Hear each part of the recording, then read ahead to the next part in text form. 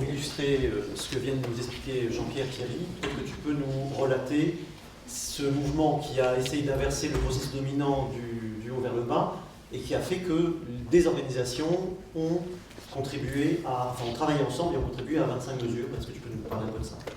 Voilà, alors je change de, pour ceux qui étaient là tout à l'heure, je change de casquette, c'est un engagement personnel sur cette organisation, mais en même temps aussi collectif, puisque Negawa maintenant vient d'y adhérer et de relayer auprès de ses membres.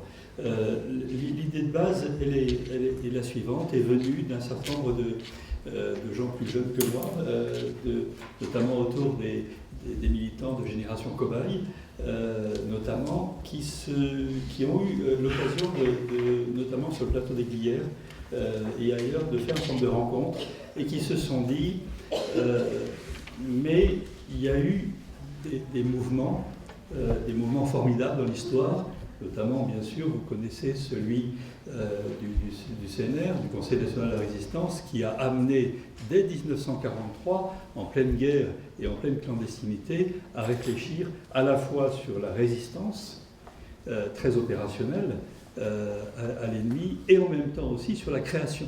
Et on retrouve le résister et créer de Stéphane Hessel que vous connaissez.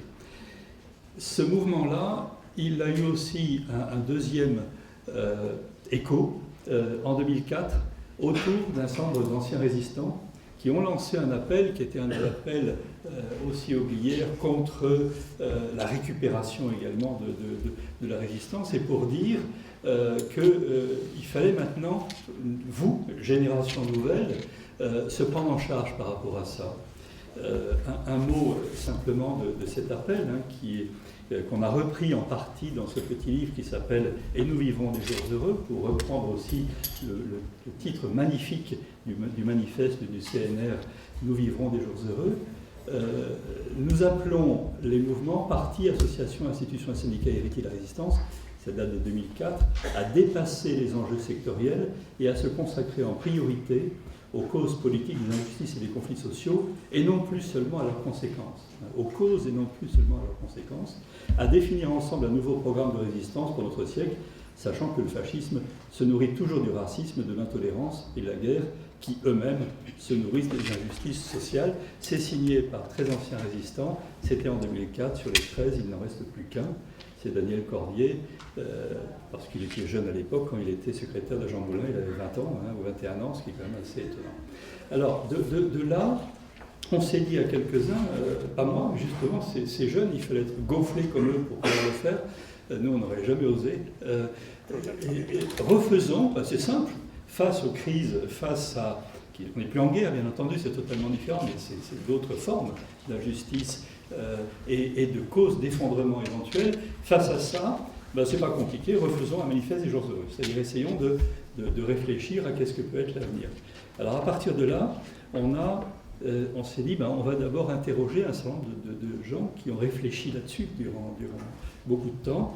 Et ça a donné ce petit livre donc, qui s'appelle « Et nous vivrons des jours heureux », et sur lequel on a pu réunir 100 auteurs au total, sur 120 actions pour résister créer, autour de 31 thèmes, et on a choisi, pour ne pas faire un pavé énorme, qu'à chaque fois, chacun des thèmes soit exposé par un constat assez court, un cap à prendre, c'est-à-dire l'orientation de moyen terme, et puis des actions immédiates. Ça a donné 120 actions immédiates, donc c'est publié chez Actes Sud, et ça a maintenant un relatif succès, on est à peu près à 8-9 000 exemplaires, donc c'est plutôt bien et intéressant. Ce qui a été formidable, c'est le travail collectif.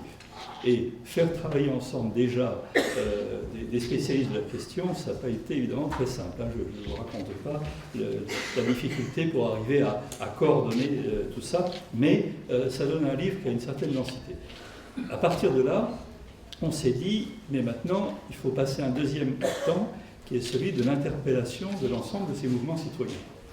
D'où, au sein de cette très jeune association des Jours Heureux, l'idée, là aussi assez osée, de réunir 45 organismes avec l'aide de la Fondation Charles Pormeyer, dans leur domaine à Villarceau. Et on s'est dit ça ne peut marcher qu'à partir du moment où on retrouve l'esprit des drames, des tragédies antiques, c'est-à-dire unité de lieu, unité de temps, unité d'action. 48 heures baignés ensemble, et au bout de 48 heures, vous allez nous sortir ce qu'on a appelé des 25 mesures basculantes à partir de 200 ou 300 mesures initiales. On a essayé de compiler tout ce qui était fait, y compris les 120 qui sont ici. Il y a donc eu un travail collectif qui était intéressant.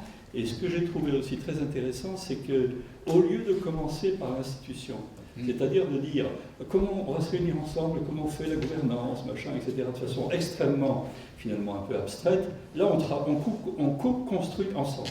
Et à partir du moment où on construit, on connaît nos limites, on connaît nos champs d'intervention, etc. Et là, on peut maintenant créer des choses qui sont un peu plus importantes. Alors, troisième étape, ces 25 mesures, on les a portées sur Internet et on a questionné l'ensemble de nos candidats dès les primaires de la gauche. C'est à ce moment-là qu'on a fait ça. Et donc tous les candidats ont été questionnés, tous n'ont pas répondu. Charlotte a répondu, et a répondu oui aux 25, je crois, en plus. Donc, elle a 20 sur 20, Charlotte a 20 sur 20. Ce qui est assez étonnant, c'est qu'il y a d'autres candidats qui ont aussi quasiment 20 sur 20, mais qui sont incapables de s'unir. Ça, c'est assez étonnant, alors que le corpus est le même, ou assez proche. Donc on les interroge, ce qui n'est pas facile, mais toutes les réponses sont publiées sur le site. On a essayé de trouver des questions sur lesquelles on les interroge par oui ou par non, pour ou contre, de façon à éviter des manœuvres un peu dilatoires en quelque sorte, mais en même temps on laisse la possibilité aussi d'une explication de texte, parce que c'est plutôt pour ou plutôt contre, et puis c'est normal de pouvoir s'expliquer.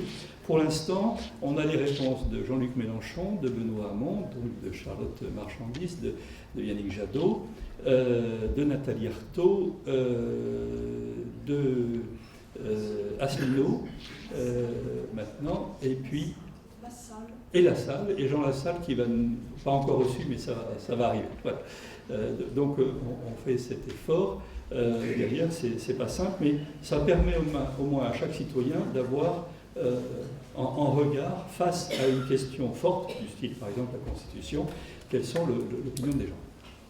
Pour les législatives, on n'a pas encore défini exactement ce qu'on va faire, mais au minimum, parce que là c'est pas 11 candidats, c'est 7000, donc c'est un peu compliqué, mais au minimum, la possibilité de faire en sorte que chacun d'entre vous puisse télécharger une sorte de kit de consultation de vos candidats pour les interroger à partir toujours de ces 25 mesures.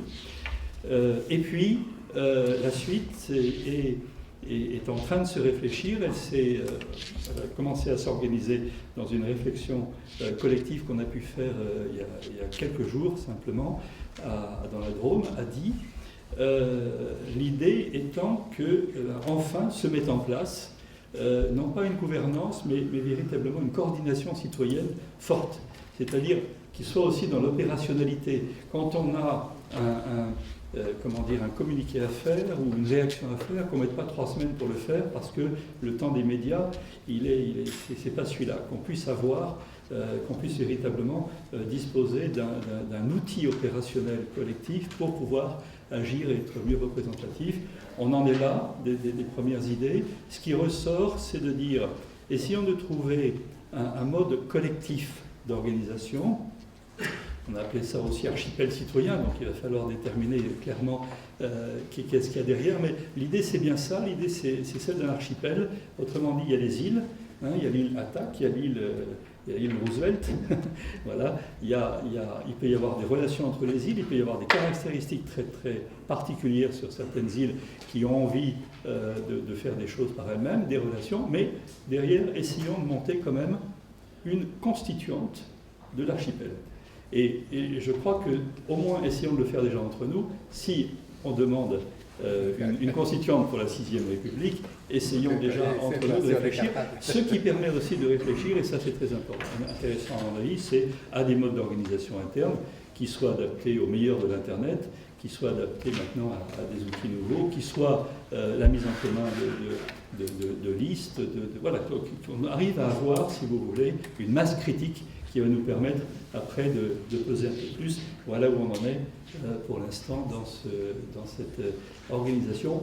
Peut-être une prochaine étape, c'est en réflexion, qui serait formidable, qui serait, après avoir digéré un peu ce qui va se passer dans les prochaines semaines, en novembre, de nouveau un Villars-Saut 2, c'est-à-dire la deuxième étape, en quelque sorte, le deuxième acte de ce travail commun, avec des gens qui seraient mandatés par leur organisation pour être en quelque sorte l'étape constituante de cet archipel entre nos organisations. Merci voilà. Thierry. Merci. Dernier mot, je suis désolé, je dois repartir sur Montpellier, il n'y a plus de trains, ils sont tous complets, donc il faut que je parte d'ici quelques minutes maintenant. Vous pouvez nous interroger par l'intermédiaire du site les-jour-heureux.fr. Voilà, merci. Merci Thierry.